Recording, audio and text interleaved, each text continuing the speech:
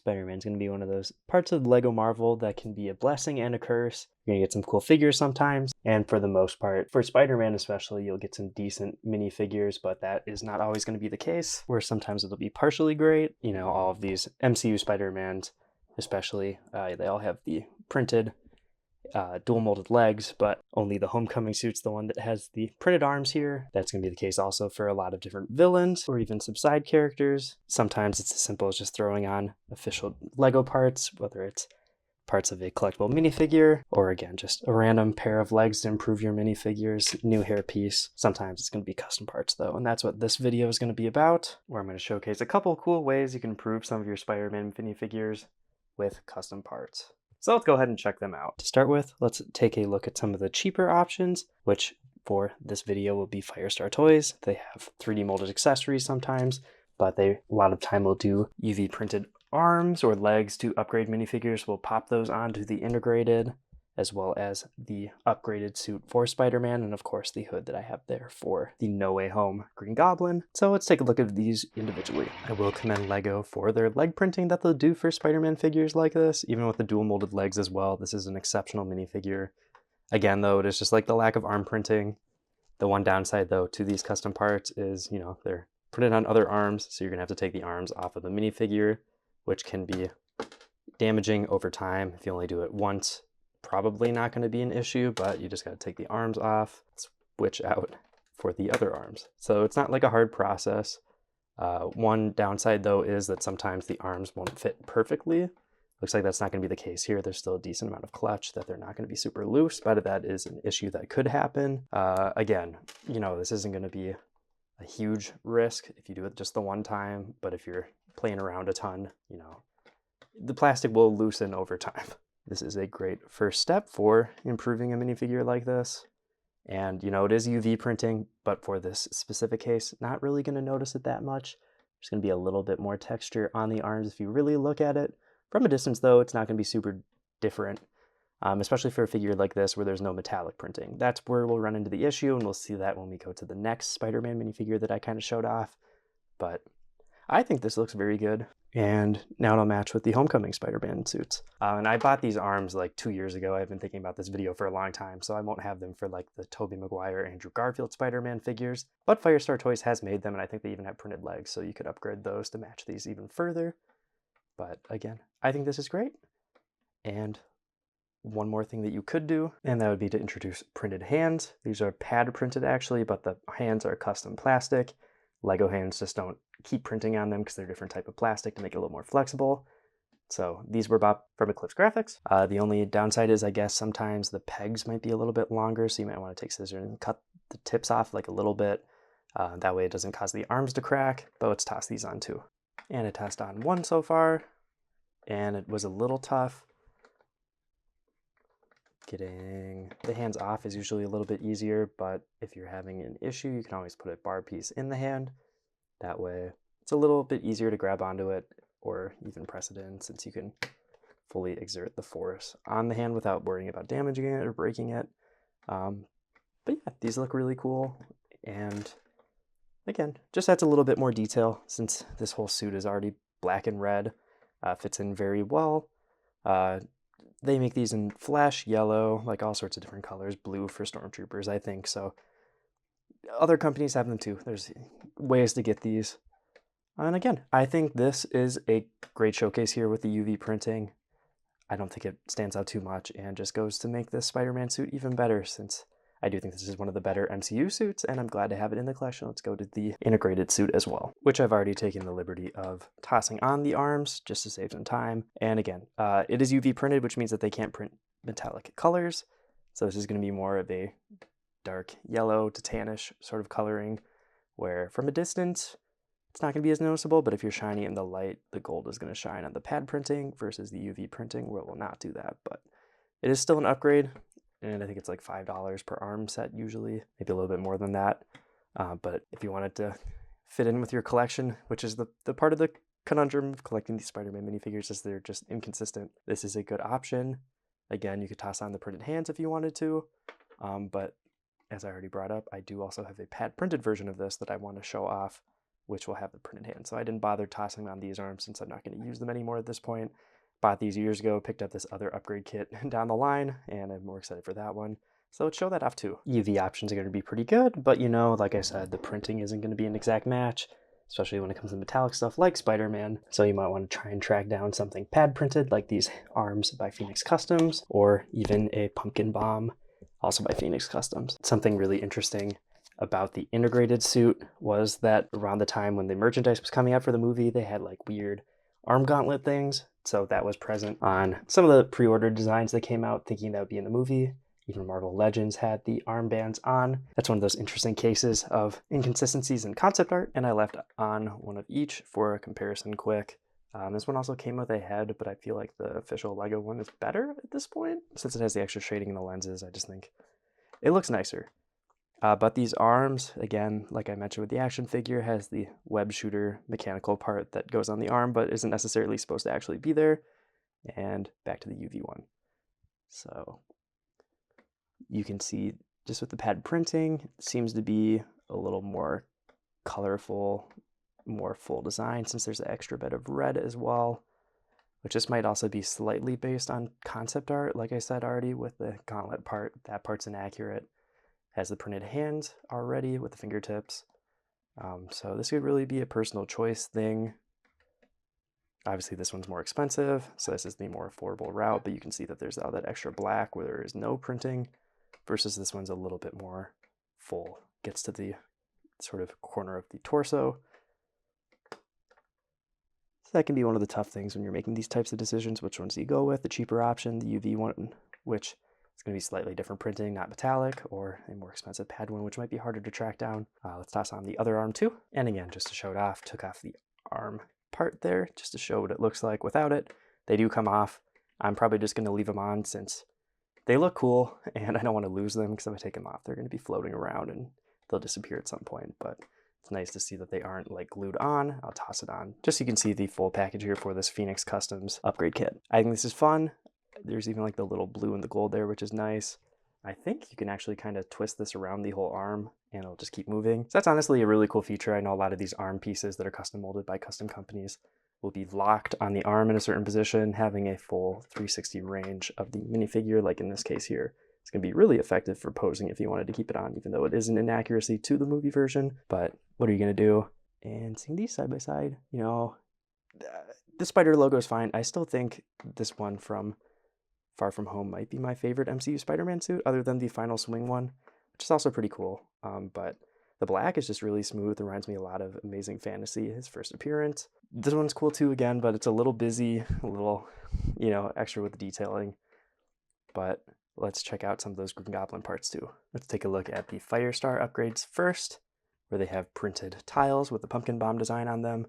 They do have a leg and arm upgrade kit for this character as well. I just haven't taken the time to order that yet. Maybe I'll do that my next time ordering from them. But really love these tiles. I also have them on my custom built Goblin glider to decorate that a little bit more. And you know, this hairpiece is definitely the one I would use for the unmasked head for Norman Osborn in any case, especially for the movie version. But for the goggled version, the Firestar 3D printed hood is definitely going to be the way to go. Just gotta figure out how it lines up. There we go. Looks good, has some nice texturing. And I think this is also like $5-ish, so I think this definitely adds to the effect of the character. It's too bad the face isn't like more maniacal, since he's a little bit crazy in this scene, I feel like, when he's got the hood up. And this is like a white resin 3D print that is spray painted purple, so you probably have to be a little bit careful not to scrape the paint off. I'm sure it wouldn't be too crazy.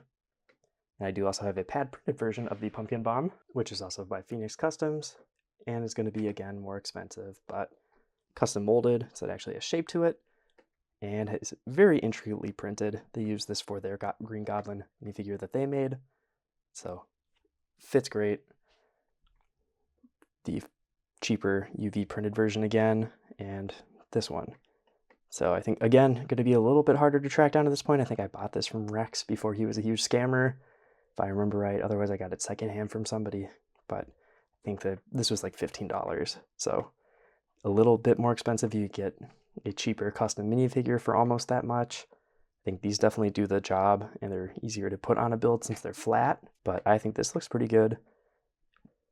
Speaking of pumpkin bombs, I have another custom molded one and a Goblin glider for the comic version. And let's not give the MCU Spideys all the love for this video. You know, the comic figures are pretty good. I think these are probably the two better versions of the Goblin gliders that have come out. There are things you can do to improve this, you know, like building your own, like I did a while ago in my Green Goblin series. I've done like 3 or 4 different designs of that, but today we're gonna even look at an even better version.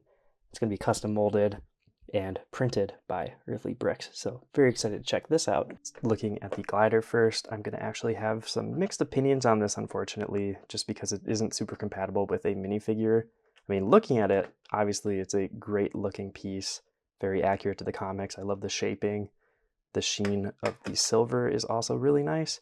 And it is actually like a really hefty piece of plastic, but it just doesn't have great functionality, which is unfortunate. Starting with like the rear exhaust part, it looks like it would be the size of a stud, but it is actually too loose. So you try and connect things there. Doesn't work. In addition to that, unfortunately, since it is too small, you're not even going to be able to fit bar objects into the back there without modifying them in some way or gluing it, which is really unfortunate because that would be perfect for the smoke effect here for the comic book drawings, especially for like the Gwen Stacy arc. It is nice. There's like the handle up there, which is actually able to fit into a hand of a minifigure. So you could have them gripping it to get it in some action poses. And on the bottom of it, it is also going to have a stud connection so you can mount it onto your build in some way.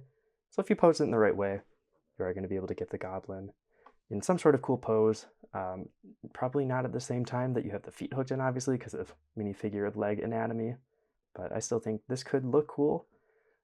The next thing, though, that I'm very disappointed on is the studs on the glider, where it looks like it will fit a minifigure normally, and it does, but only when you use both feet, and it is still super loose. So that is a huge bummer to me and really ruins this piece for me, where I thought I would like it a lot more. Since looking at it and how I assumed it would be, it should just work with a minifigure. I don't know why it doesn't.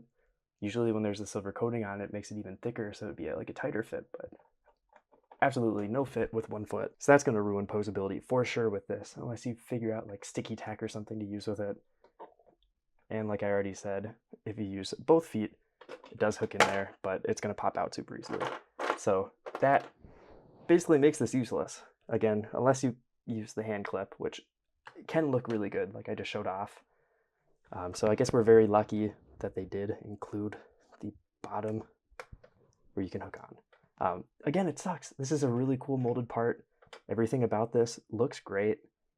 It has great detailing. It's super comic accurate, like the little head on the front looks perfect. But you can't use it with a minifigure, which makes no sense to me. But that's fine. We have the molded pumpkin as well, and we'll use my favorite Green Goblin minifigure again as a comparison with the original one that came in the Lego set, being that very detailed jack-o'-lantern part, which is very cool and uses the Ghost Rider head part. So it's a great piece, pretty rare though.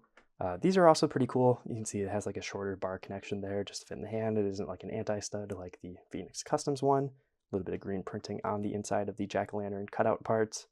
It has a pumpkin shape, so it is actually molded like a pumpkin. It's a little bit smaller, so it's going to scale pretty well. In theory, it should have been perfect where you'd have your Goblin, you'd pose it like he is crouching over on the glider with the pumpkin bomb, and it would like fit perfectly in here, like Lego Marvel City if you have the modulars, the Daily Bugle, whatever. But you're going to be slightly limited where he's going to have to be standing straight up and down probably. I'm sure if you bend him over and have him on the glider, like he'll fall out. Okay, so you have a little bit of wiggle room to work with here. Sorry for the focus, it's a little bit shallow on my lens, but I don't know. I want to love this more. It's a great part. I just wish it was more functional, especially with the smoke area in the back, like I pointed out. I would love to have some special effects there. You know, this isn't the worst, I guess, but that's going to happen, and that's unfortunate. Let's go to the comparisons in the final verdict. I think it's nice that Lego does a good job, especially for Spider-Man. I've brought that up multiple times, but having a cheaper option to upgrade these already great figures is always really nice and appreciated. So Firestar always does a great job at doing that. And they're releasing stuff constantly. It feels like every week they have another really cool part coming out, but they're based in the UK, so I'm not going to order from them a whole bunch. And the UV printing, that's not the type of printing that I prefer to collect for my collection. But again, that's kind of a personal choice, especially when it comes to like pad printed options are going to be more limited, not going to be out as much, less quantity, and it'll be more expensive for the most part. So That's always something you got to keep in mind. There's brands like Chip Customs, which I have some of their stuff I'll look at eventually in a second part of this, like improving custom Lego Marvel figures with more customs, whatever you want to call it. Had to improve the arms on these minifigures at some point just because I wanted all of my like Peter Parker MCU suits to have better printing. Long way coming for this video to be put together finally and showing that off, and I've just been collecting more custom parts to improve some of these minifigures, you know.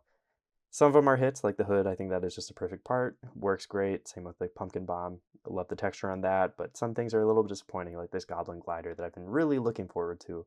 It came in the silver one and also purple. Got the silver one because I feel like this is more iconic to me than Hobgoblin having a purple glider. I don't really remember that from anything I've really consumed. I didn't read a lot of Spider-Man comics growing up or anything, so maybe probably from that or the animated show, which I feel like that pumpkin bomb definitely reminds me of from what I've seen. But looking at it right now, I got the clear brick under there. Like, this does look really cool, especially with this Goblin. I'm glad I do already have this one in the collection. And I'll figure out some way to post this on the Daily Bugle where the minifigure won't fall off and maybe get damaged, but such a disappointment. Love the piece. It looks great. It feels great in the hand. It's just the fact that the studs don't work or the hole in the back doesn't have connection points for adding more details to this. It just feels like a waste. And I'm just confused why it's like that because it's so close.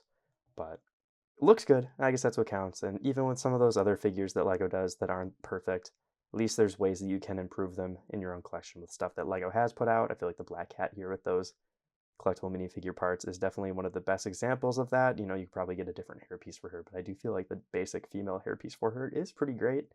And I do really love this ponytail hairpiece. It's one of my favorite LEGO molds for female hairpieces, so I've had this on there for a while. I'm pretty sure that this fig barf here is stolen from whoever's Daily Bugle improvement series. I can't remember, but inspiration there. And Spider-Man's great. You know, I'm hoping LEGO puts out more cool Spider-Man suits. They've done some cool comic ones. Obviously, with mostly movie sets coming out, I feel like, for Marvel, it's been kind of disappointing, but we'll see what comes out in the future, and if there's even more custom versions that I'm interested in getting. If you want to see more custom LEGO Spider-Man or custom LEGO Marvel videos overall, check out all the videos on my channel. I have been Brick Ratty Op, and I will see you in the next video.